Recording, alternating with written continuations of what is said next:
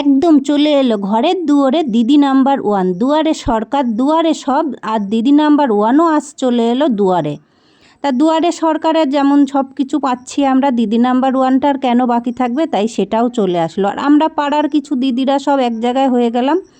আমরা দাঁড়িয়েছিলাম আমাদের বাড়ির সামনে, তা আমাদের এইখান থেকে এক দাদাভাই গিয়ে অনেক কিছু বোঝালো। ওই কোনায় দেখছো ওই দাদাভাইটা, তা উনি গিয়ে বুঝিয়ে বলল এখানে এরকম 20 জন দিদিরা হলে তবে আমরা একটা অডিশন নেব, আর অডিশনে জিততে পারলেই তোমরা হচ্ছে যে পাবে কিছু গিফট আর দিদি নাম্বার ওয়ানে যাওয়ার সুযোগ। আর কি করব, কাঁচা কোমরে বেঁধে সমস্ত দিদিরা চলে আসলাম খেলতে, যদি সুযোগ পেয়ে যাই। তা আমাদের ওই দাদাভাই কি প্রশ্ন করছে তোমরা শোনো। ঘাম, ঠিক আছে, ঘাম ঘাম ঘাম কি হয়, রোদ হলে বেরোয় এবং হাওয়া হলে ঘাম শুকিয়ে যায়। তো সেই হিসাবে এই কোশ্চেন অ্যান্সার হবে ঘাম।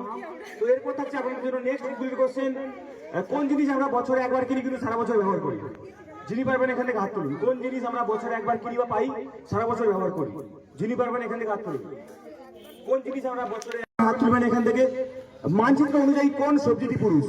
যিনি পারবেন এখান থেকে হাত তুলুন। ফার্স্ট কোশ্চেন আপনাদের জন্য গুগলি থেকে, মানচিত্র অনুযায়ী কোন সবজিটি পুরুষ? বিভিন্ন রকম সবজি হয়, যে সমস্ত সবজি আমাদের বাড়িতে মেসোমশাইয়ের কাছ থেকে টাকা পড়ে দেবেন।